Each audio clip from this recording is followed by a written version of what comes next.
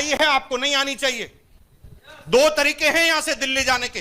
पहला तरीका है खुद जाओ, अपना अनुभव लो, अपना सिर फोड़ो, अपनी गाड़ी तोड़ो।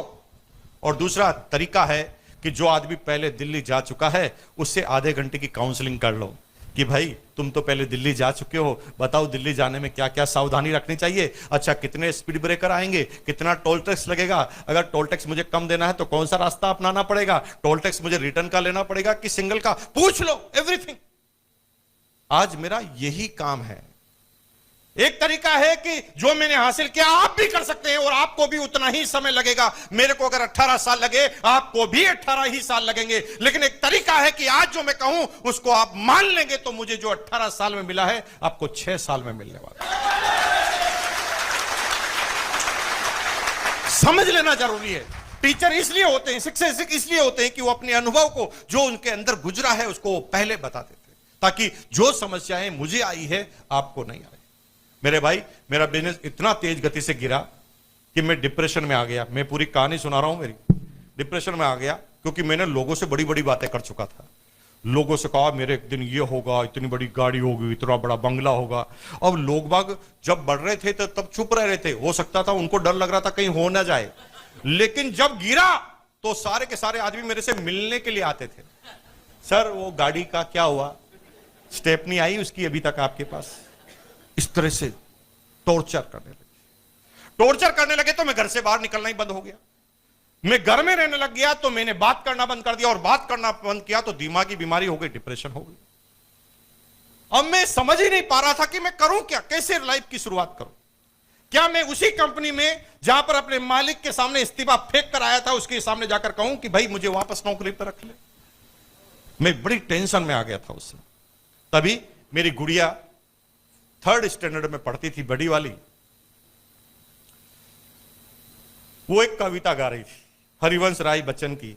वो कविता आपने सबने बचपन में अपने सिलेबस में पढ़ा है।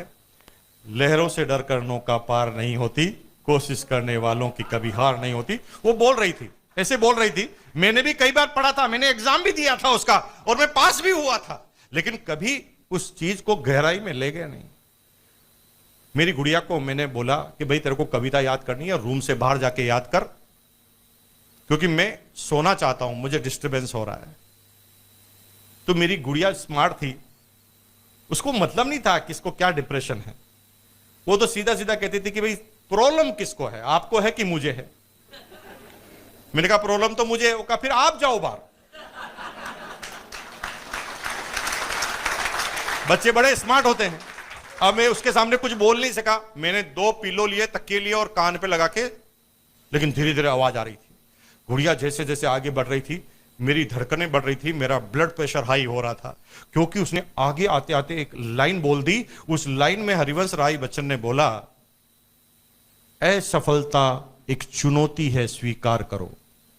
असफलता एक चुनौती है, स्वीकार करो। 99% लोग नहीं करते। असफल होते हैं तो काम ही बदल लेते हैं।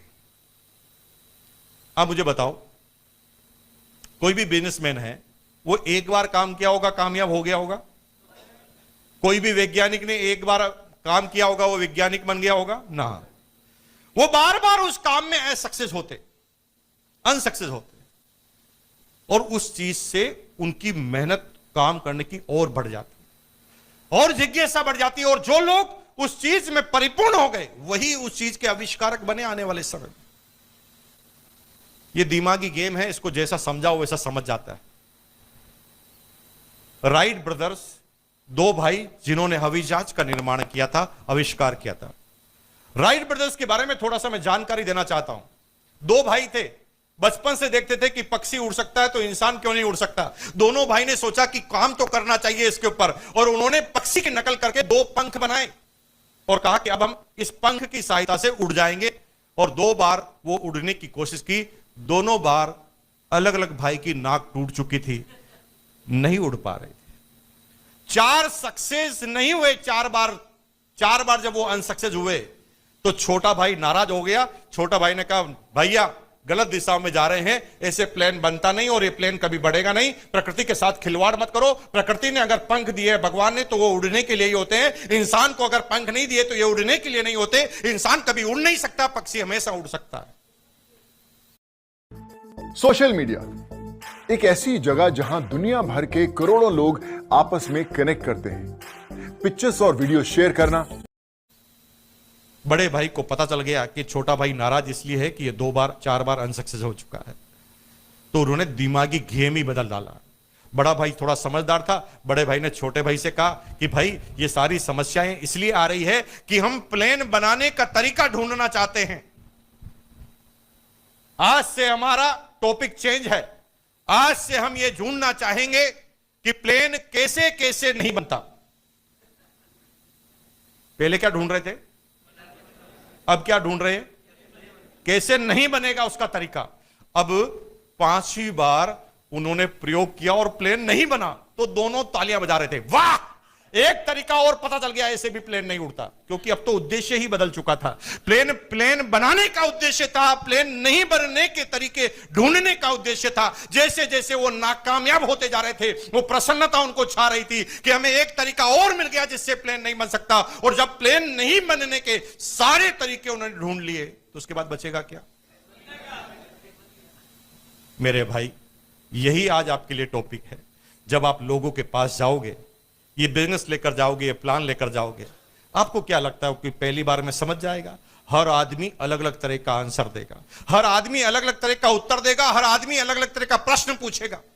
आपको करना क्या है, आप मत जाओ बनाने, आप समझाने जाओ कि ये कैसे मना करता है। मैं आज पता करके आऊंगा नहीं करने के कारण। लिखते जाओ, अपलाइन से पूछते जाओ, लिखते जाओ, अपलाइन से उन कारणों का आंसर पूछते जाओ। फिर होगा क्या, होगा इतना कि मेरे भाई, मेरे सामने अगर आप 10 आदमी को लाओ, गारंटी है कि मैं 5 आदमी को आरसीएम समझा दूंगा। लेकिन अगर सत्तू जी, अशोक जी और जीआर पालीवाल जी के सामने लाओ, तो वो 10 में से 4 को ही समझा पाएंगे। रॉयल्टी अचीवर 10 में से 3 को ही समझा पाएंगे, लीडरशिप वाले 10 में से 2 को ही समझा पाएंगे, नए डिस्ट्रीब्यूटर 10 में से 1 को ही समझा पाएंगे, और जो नया आया है आज वो 40 में से 1 को ही समझा पाएगा। फर्क सिर्फ इतना है कि जिन लोगों के पास ज्यादा अनुभव है ना सुनने का, उनके रिजल्ट के परसेंटेज बढ़ते जा रहे हैं। क्योंकि हमें हजारों लोगों ने मना किया है, तो हमें मना करने के कारणों का पता है। आप पहली बार जा रहे हैं तो आपको मना करने का कारणों का पता ही नहीं है, इसलिए आपके रिजल्ट कमजोर है। मेरे भाई, आज के बाद ये ठान लो कि मैं ना सुनने के सारे तरीके पता कर लूंगा, और जिस दिन ये सारे तरीके आपको पता होंगे, उस दिन किसी आदमी की ना करने की ताकत नहीं होगी। जिसकी शक्ल की तरफ इशारा करोगे वो ज्वाइन करेगा। लेकिन आपके प्रोसेस को बदलना पड़ेगा आज के बाद।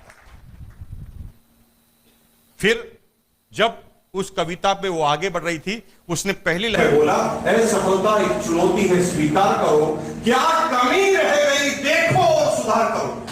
क्या बोला, मैंने कभी ध्यान ही नहीं दिया। उसमें क्या बोला था, असफलता एक चुनौती है, स्वीकार करो। हम असफलता की चुनौती को स्वीकार नहीं करते, हम काम ही बदल देते।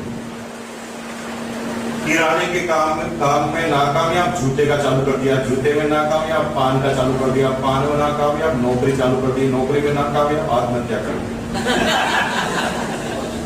हम काम बदलते, हम सोचते काम बदलेंगे तो कामयाबी आएगी ना।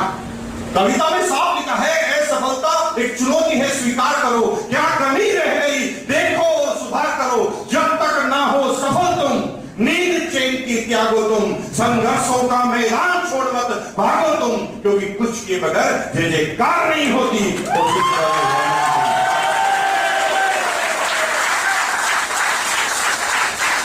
इस चीज ने मुझे इतना दर्द दिया कि मैंने डिप्रेशन के उन 2 महीनों में पूरी किताब लिखी।